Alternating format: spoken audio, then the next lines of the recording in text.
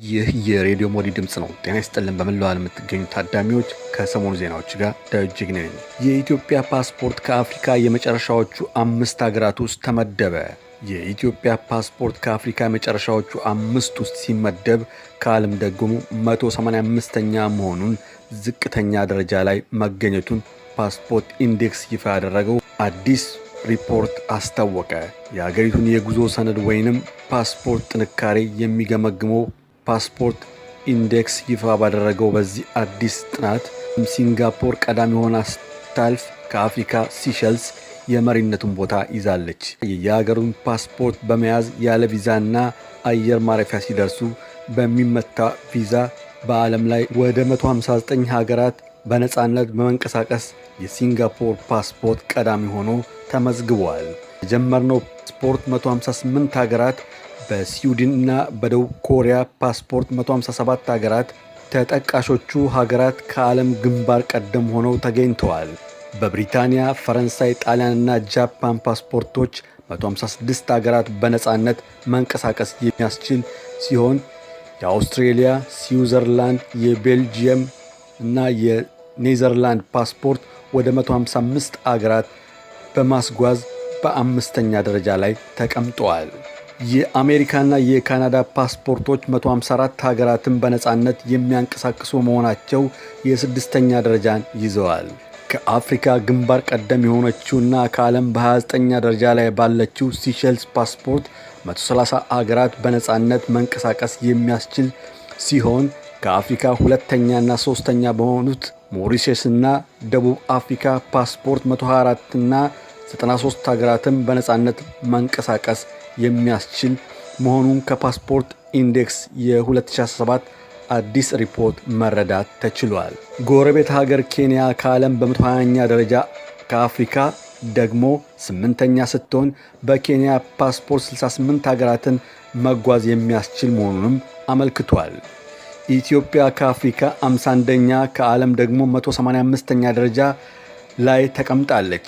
በኢትዮጵያ ፓስፖርት 39 ሀገራት መጓዝ ሲቻል ከኢትዮጵያ አንድ ደረጃ ከፍ ብላ የምትገኘው ኤርትራ ፓስፖርት 39 ሀገራት መጎብኘት ይቻላል። ኤርትራ ከኢትዮጵያ በአንድ ደረጃ ከፍ ያለችው የኤርትራ ፓስፖርት ያለምንም ቪዛ የሚገባባቸው ሀገራት 10 ሲሆኑ የኢትዮጵያ 9 ናቸው።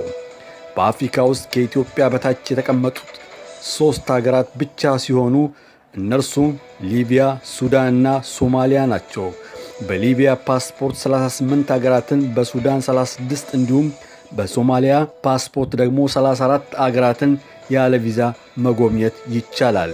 በዓለም ላይ የመጨረሻ ሆና በተመዘገበችው የአፍጋኒስታን ፓስፖርት 24 ሀገራት ያለ ቪዛ መጎብኘት እንደሚቻል ከፓስፖርት ኢንዴክስ ዓመታዊ ሪፖርት መረዳት ተችሏል። በቅሊንጦ ወይን ቤት የሚገኙ 2 እስረኞች በድብደባ ሕይወታቸው ማለፉን የሟቾች አባሪዎች አስታወቁ። ከሟቾቹ አንዱ ለደህንነቴ እሰጋለሁ፣ እስር ቤት ይቀየርልኝ ብሎ ለፍርድ ቤት ካመለከተ በኋላ መገደሉም ይፋ ሆኗል። በድብደባ ሕይወታቸው ያለፈው አለማየሁ ዋቄ ማሞና መሐመድ ጫኔ የተባሉ እስረኞች ሲሆኑ የቅሊንጦ ወህኒ ቤት በማቃጠል ተወንጅለው ጉዳያቸውን በፍርድ ቤት በመከታተል ላይ እንደነበሩ ይታወቃል። ጥቅምት 15 ቀን 2010 አዲስ አበባ ፌዴራል ከፍተኛ ፍርድ ቤት 3ኛ ወንጀል ችሎት የነበረውን ውሎ ተከታትሎ በማኅበራዊ ገጹ ዘገባውን ያቀረበው ጌታቸው ሽፈራው ቀደም ሲል በዚሁ ወህኒ ቤት ድብደባ የተፈጸመባቸውን አግባው ሰጠኝ፣ ዘመነ ጌታና ለገሰ ወልደሃናን አስታውሷል።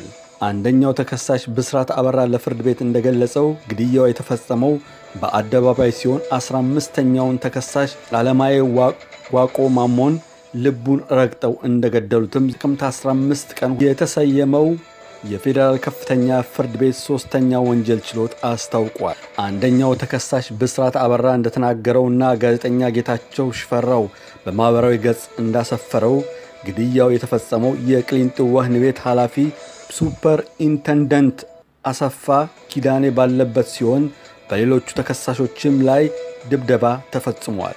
በቅሊንጦ ወህኒ ቤት ቃጠሎ በማስነሳት በሚል ከተከሰሱት 2 በድብደባ መገደላቸው ለፍርድ ቤቱ የገለጸው አንደኛው ተከሳሽ ብስራት አበራ ሟች አለማየ ዋቄ ለደህንነቱ እንደሚሰጋና እስር ቤት እንዲቀይሩለት ለዚሁ ፍርድ ቤት አመልክቶ እንደነበር አስታውቋል። በሁለቱ ተከሳሾች ላይ በድብደባ ግድያ መፈጸሙን በችሎት ለዳኞች የተናገረው አንደኛው ተከሳሽ ብስራት አበራ እርሱም ይህንን ወንጀል በማጋለጡ የእርሱም ሕይወት ለአደጋ መጋለጡን በመግለጽ ለገዳዮች አትመልሱኝ፣ ሌላ እስር ቤት ቀይሩኝ ብሎ ለፍርድ ቤት እንዳመለከተም ከዘገባው መረዳት ተችሏል። አንድ ፈረንሳዊ ዶክተር ቴድሮስ አድህኖም ከኃላፊነታቸው እንዲነሱ መረብ በመክፈት ዶክተር ቴድሮስ አድህኖም የያዙትን ኃላፊነት እንዲለቁ በዓለም አቀፍ ደረጃ ዘመቻ ጀመረ። ዘመቻው በተለያዩ ዓለም የሚገኙ ነዋሪዎችና ኢትዮጵያን እየደገፉት መሆኑ ታውቋል። ዶክተር ቴድሮስ ስልጣናቸውን እንዲለቁ ዘመቻ የተከፈተባቸው የዚምባብዌውን ፕሬዝዳንት ሮበርት ሙጋቤን ለዓለም ጤና ድርጅት የበጎ ፈቃድ አምባሳደር አድርገው መሾማቸውን ተከትሎ ነው። በቅርቡ የዚምባብዌውን ፕሬዝዳንት ሮበርት ሙጋቤን ለዓለም ጤና ድርጅት የበጎ ፈቃድ አምባሳደር አድርገው መሾማቸው ከፍተኛ ነቀፌታና ትችት የደረሰባቸው የጤና ድርጅቱ ዳይሬክተር ጄኔራል ዶክተር ቴድሮስ አድህኖም የያዙትን ኃላፊነት እንዲለቁ በዓለም አቀፍ ደረጃ ዘመቻ በመካሄድ ላይ ነው። ቼንጅ ኦርጋናይዜሽን በተባለው የዘመቻ ማካሄጃ መረጃ መረብ ዘመቻውን የጀመረው አንድ ፈረንሳይ ፓሪስ ነዋሪ የሆነ ግለሰብ ሲሆን ዘመቻውን በፍጥነት በተለያየ ዓለም የሚገኙ ነዋሪዎችና ኢትዮጵያን እየደገፉት ይገኛል። ፈረንሳዊ ፍራንሷ ጂራ ዘመቻውን ለምን እንደጀመረ በቼንጂንግ ኦርጋናይዜሽን ላይ በሰጠው ማብራሪያ በሰብአዊ መብት ረገጣና ሀገራቸውን ከዳቦ ቅርጫት ወደ ባዶ ቅርጫት እየቀየሩት እንዲሁም በሀገራቸው የጤና ጥበቃ ማሽቆልቆል ተጠያቂ የሆኑትን የዚምባብዌውን ፕሬዝዳንት ለበጎ ፈቃድ አምባሳደርነት በማጨታቸውና ዶክተር ቴድሮስ ለያዙት ቦታ የማይመጡና የድርጅቱን ክብርና ዝና የሚጎዱ በመሆናቸው በአስቸኳይ እንዲለቁ ይጠይቃል። የዘመቻው ጀማሪ ጨምሮ እንዳስታወቀው ዶክተር ቴድሮስ ስልጣናቸውን በፈቃዳቸው የማይለቁ ከሆነ በዓለም አቀፍ ደረጃ መንግስታት ለእርሳቸው ያላቸውን የድጋፍና የእውቅና ድምፅ እንዲነፍጋቸው ዘመቻ እንደሚከፍት አስጠንቅቋል።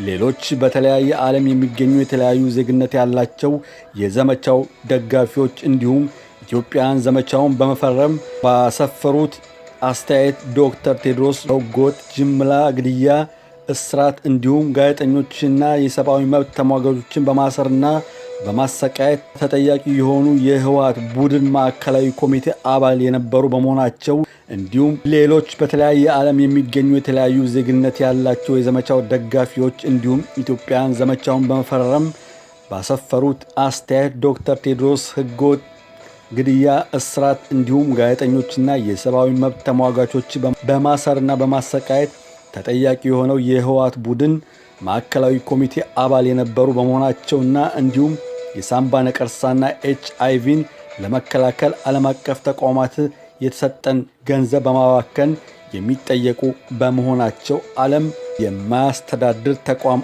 ኃላፊ ለመሆን ብቁ አይደሉም ሲሉ አስተያየታቸውን አስፍረዋል። ጸሐፊው ሲጠቅሱም ዶክተር ቴድሮስ ሙጋቤን ማጨታቸው ምናልባት የሙስና ውጤት ሊሆን ስለሚችል መመርመር አለበት ብለዋል። ጊትስ እንዳሉት ዶክተር ቴድሮስ የአፍሪካ ብቸኛ እጩ መሆናቸው ሁሉንም ያስደሰተ ጉዳይ አልነበረም። ምክንያቱም አሉ ጸሐፊዋ፣ ዶክተር ቴድሮስ የአንድ ጨቋኝ አገዛዝ አመራር አባል የነበሩና አገዛዙም ንጹሐንን በማሰቃየትና ምርጫን በማጭበርበር የሚታወቅ ነው ብለዋል። የአቶ በረከት ስምዖንና አባዱላ ገመዳ ስልጣን የመልቀቅ ጥያቄ በሕዝቡ ዘንድ ግርታ ፈጥሯል ተባለ።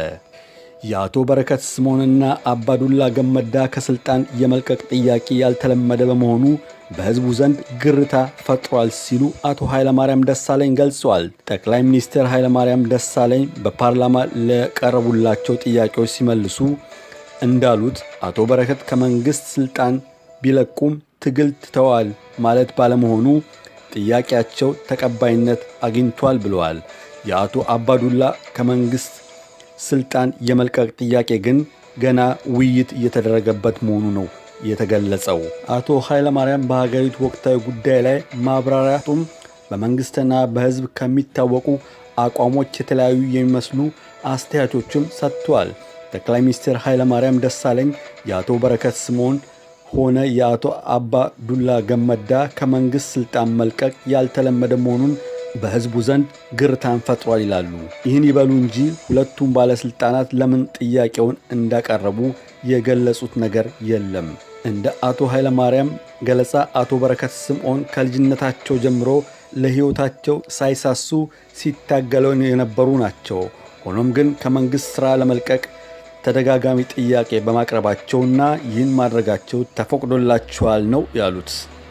የአቶ አባዱላ ጥያቄ ግን ገና ውይይት እየተደረገበት እንደሆነ ጠቅላይ ሚኒስትር ኃይለማርያም በፓርላማው ገልጸዋል። እምባጮ ተብሎ የሚጠራው አደገኛ መጤ አረም በጣና ሐይቅ ላይ ከፍተኛ ጉዳት እያደረሰ መሆኑን የአካባቢው አርሶ አደሮችና ባለሙያዎች ተናገሩ። መጤ አረሙ ከሸፈነው መሬት 2000 ሄክታር በሩዝ ማሳ ላይ ሲሆን ቀሪው በሐይቁና በዙሪያው በሚገኙ ውሃ አዘል መሬት ላይ መሆኑን ተገልጿል። አረሙ በደንቢያ፣ በጎንደር ዙሪያ፣ በሊቦ ከምከም፣ በፎገራና በደራ ወረዳ በሚገኙ 16 ቀበሌዎች በፍጥነት እየተዛመተ እንደሆነ ታውቋል። አረሙን ለማጥፋት ሲሞከርም በ3 ሳምንት ራሱን መልሶ የሚተካ መሆኑና በውሃው ላይ በመንሳፈፍ በንፋስ ኃይል እየተገፋ የሚራባ መሆኑን የመከላከል ስራውን ፈታኝ እንዳደረገው ባለሙያዎችና አርሶ አደሮች ገልጸዋል። አረሙ በቀጣይም ከፍተኛ መዋዕለ ንዋይ እየፈሰሰባቸው ለሚገኙ በጣና ዙሪያ እየተገነቡ ብላሉ የመስኖ ግድቦችና ኤሌክትሪክ ኃይል ግድብ ስጋት ሊሆን እንደሚችል ባለሙያዎች አስታውቋል። በሊቦ ከመከም ወረዳ አረም በ3 ቀበሌ በ1556 ሄክታር የዋለ መሬትና የሩዝ ሰብል ማሳ ላይ መከሰቱ ተገልጿል። በካብ ቀበሌ ነዋሪ የሆኑ አርሶ አደሮች እንደተናገሩት አረሙ በሩዝ ማሳዎች ላይ ከተከሰተ ጀምሮ በየቀኑ በመሰብሰብ የማስወገድ ሥራ ቢከናወንም የሩዝ ምርታቸው በመቀነስ ተጽዕኖ እያደረሰ ነው። የእንስሳቱንም ግጦሽ ቦታ ሙሉ በሙሉ በመውረርና መኖን በማጥፋት እንስሳቶቻቸው ለረሃብ እየተጋለጡ መሆኑን ገልጸው እንስሳቱ አረሙን ቢመገቡም ለበሽታ እያጋለጣቸው መሆኑን አስታውቀዋል። አረሙ የውሃውን ሽታና ጣዕም በመቀየር በጤናቸው ላይ ጉዳት እያደረሰ እንደሆነ የቀበሌ ነዋሪ አርሶ አደሮች ተናግረዋል። እንዲሁም በአካባቢው በስፋት ይገኝ የነበረው የአሳ ምርት እየቀነሰ ከመምጣቱም በላይ ተፈጥሯዊ ጣዕምም የመለወጥ ባህሪ እያሳየ እንደሆነ አመልክቷል። የባህር ዳር ዩኒቨርሲቲ ይህን በተመለከተ አንድ ማሽን እየገጣጠመ መሆኑን አስታውቋል። አረሙንም ለማረምና ለመታደግ ከፍተኛ ጥረት እያደረገ ከመሆኑም በላይ ገንዘብ በማሰባሰብም ራሱን ችሎ የባህር ዳርን የአረም ዘመቻ በፈጣን ለማስወገድ እንደሚችል አስገንዝበዋል። የተባበሩት መንግስታት ድርጅት ባሳለፍነው 2016 የጎርጎሮሳን ዘመን አቆጣጠር ባደረገው የከባቢ አየር ጥናት ላይ ካርቦን ዳይኦክሳይድ መጠን እንደጨመረና አዲስ ሪከርድ እንዳስመዘገበ መግለጫ አወጣ። የካርቦን ዳይኦክሳይዱ መጠን ከምድራችን ከባህር ጠለል በላይ በ20 ሜትር ከፍታ ላይ እየዋዠቀ እንደሚገኝም አስምረውበታል። የዓለም የሜትሮሎጂ ድርጅት እንዳስታወቀው ከሆነ ባሳለፍነው 2016 የጎርጎሮሳን ቀመር አቆጣጠር የካርቦን ዳይኦክሳይዱ መጠን 403.3 ሚሊዮን ብናኝ ሲደርስ በአንጻሩ በ2015 የጎርጎሮሳን አቆጣጠር በ3.3 ሚሊዮን ብናኝ እንደጨመረ ዘግቧል። የካርቦን ዳይኦክሳይዱ መጠን መጨመር በዓለማችን ላይ ያለው ሙቀት በ3 ዲግሪ ሴንቲግሬድ ከፍ እንደሚያደርገውም ገልጿል። ድርጅቱ የዓለም የሜትሮሎጂ ድርጅት አክሎ እንደገለጸው ከሆነ የዓለም መንግስታት ከምንጊዜውም በላይ ልዩ ትኩረት በመስጠት መፍትሄ መሻት ይገባቸዋል ሲል አስጠንቅቋል። አድማጮች ዜናው በዚህ ይፈጸማል። አንድ ቆየት ያለ የጥንት ዘፈን የትግርኛ በአዲስ ቅንብር በያዝነው 2010 የኢትዮጵያ አቆጣጠር ተመስገን ገብረ እግዚአብሔር በአማርኛ ያዜምልናል። ሙዚቃውን እየተከታተላችሁ ቆዩ። መልካም ጊዜ በያላችሁበት ጤና ይስጥልኝ።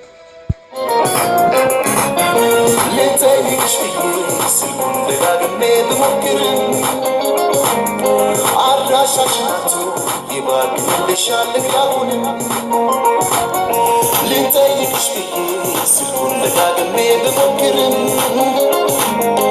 አድራሻሽን መቶ ይባርክልሻል ያሁንም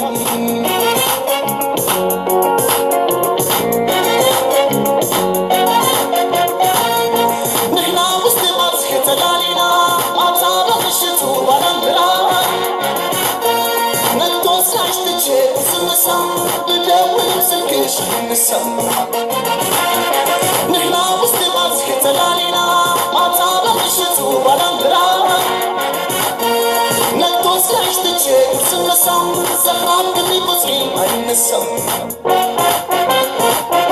أنا بفكركي برسي مساقك قرب الوقتك أيها أنا تقودانا بدول عين نساسي أنا رأي موضوع كمان تهدر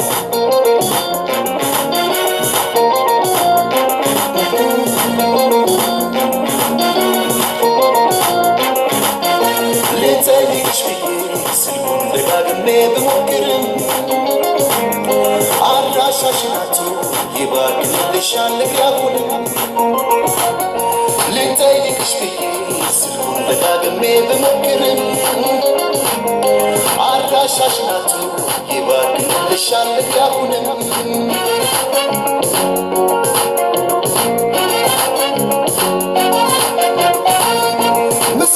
في نفسي تشبيرا والصوات لبيت عن سيجارة زواج الأشكون اللي بلعب السو بقيا سبني أكتر من السو مسرعه في نفسي تشبيرا والصوات لبيت عن سيجارة زواج الأشكون اللي بلعب السو عن سيجارة يبني أكتر من السو أنا بفكركي برسي مسامتك قرب الوقتك أيها أنا تقودانا بدول عين نسامسل أنا رأي موضوع كمان تهدر